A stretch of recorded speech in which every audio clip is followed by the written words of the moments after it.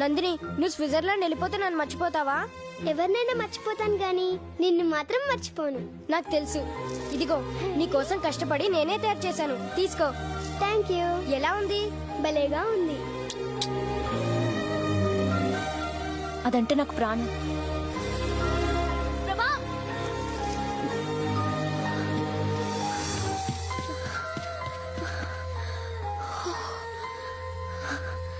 లోపలంతా వెతికాను, కనిపించలేదు. నీకు దొరికిందా? లేదు. ఎందుకు అబద్ధం చెప్తున్నావు? నువ్వు పాకెట్లో వేసుకోవడం నేను చూశాను. నువ్వు ఆ డాలర్ చూడాలని నేను అక్కడ వేశాను. ఇంకా అర్థం కాలేదా? అసలు నేను వచ్చిందే నీకోసం ప్రభా. ఆ రోజు రైల్వే గేట్ దగ్గర నేను చూశాను. చిన్నప్పుడు నన్ను చూడగానే నీలో ఎంత సంతోషం కనిపించేదో అంత సంతోషం ఆ క్షణం నీ కళ్ళల్లో చూశాను.